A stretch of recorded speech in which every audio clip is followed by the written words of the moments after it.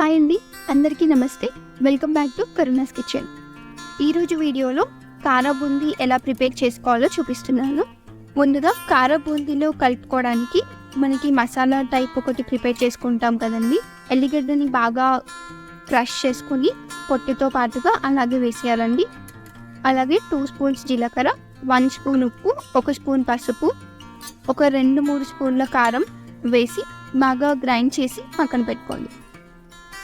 శనగపిండిని మొత్తం పేస్ట్ లాగా చేసి అందులో 2 స్పూన్ల కారం, 1 స్పూన్ లేదా 1.5 స్పూన్ ఉప్పు వేసి బాగా మిక్స్ అయ్యేలాగా కలుపుకోవాలి.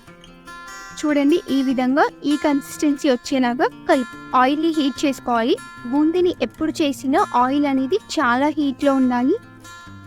అప్పుడే బూందీ క్రంచీగా ఇలా పొంగుతూ వస్తుంది. బూందీ చేసి చిన్నుల గిన్నె యూజ్ చేస్తున్నాను. దీంతో చాలా స్పీడ్గా ఒక 2-3 వాయిల్ను వేస్తే బూందీ చేయడం అయిపోతుంది.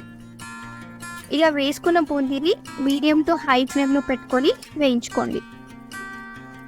ఒకసారి బూందీ బయటికి తీసాక ఆయిల్ వేడి తగ్గుతుంది. సో మళ్ళీ ఆయిల్ని కొద్దిగా హీట్ చేసుకొని సెకండ్ రౌండ్ బూందీని ఇప్పుడు ఇలా తీసి పెట్టుకున్న బూందీని ఉండలు లేకుండా ఇలా చేతితో ఉండలను తీస్తూ మిక్స్ చేసుకోండి.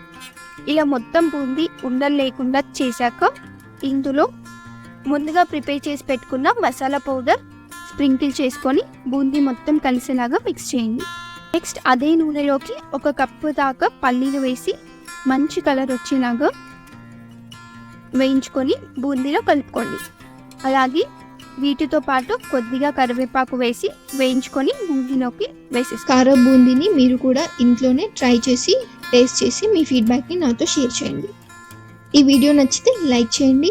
మరిన్ని టేస్టీ రెసిపీస్ కోసం కరుణాస్ కిచెన్ని సబ్స్క్రైబ్ చేసుకోండి.